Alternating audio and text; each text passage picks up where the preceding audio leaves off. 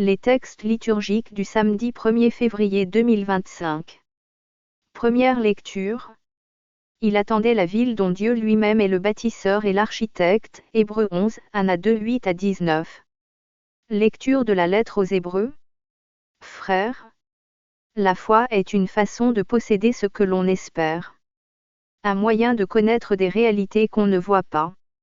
Et quand l'Écriture rend témoignage aux anciens, c'est à cause de leur foi. Grâce à la foi, Abraham obéit à l'appel de Dieu.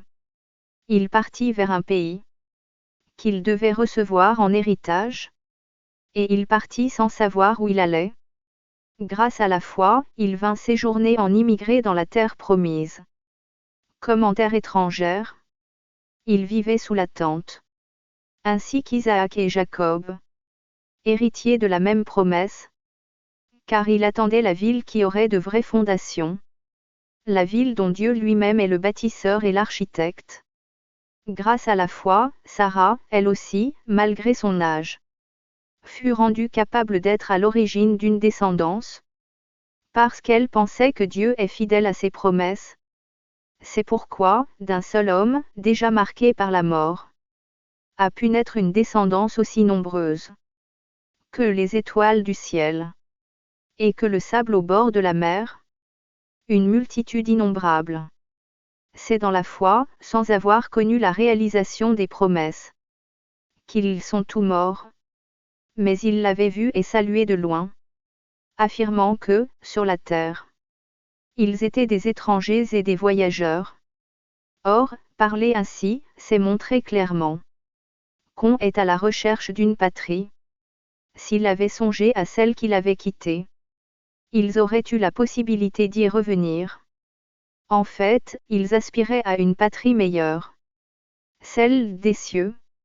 Aussi Dieu n'a pas honte d'être appelé leur Dieu, puisqu'il leur a préparé une ville. Grâce à la foi, quand il fut soumis à l'épreuve, Abraham offrit Isaac en sacrifice, et il offrait le Fils unique. Alors qu'il avait reçu les promesses, et entendu cette parole. C'est par Isaac qu'une descendance portera ton nom. Il pensait en effet que Dieu est capable même de ressusciter les morts. C'est pourquoi son fils lui fut rendu. Il y a là une préfiguration. Parole du Seigneur. Cantique. Luc 1, 69-70, 71-72, 73-75. Il a fait surgir la force qui nous sauve. Dans la maison de David, son serviteur. Comme il l'avait dit par la bouche des saints, par ses prophètes, depuis les temps anciens. Salut qui nous arrache à l'ennemi, à la main de tous nos oppresseurs. Amour qu'il montre envers nos pères. Mémoire de son alliance sainte.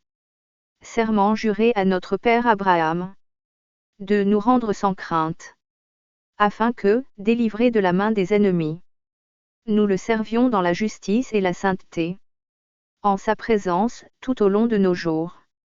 Évangile. Qui est-il donc, celui-ci, pour que même le vent et la mer lui obéissent? Marc 4, 35-41.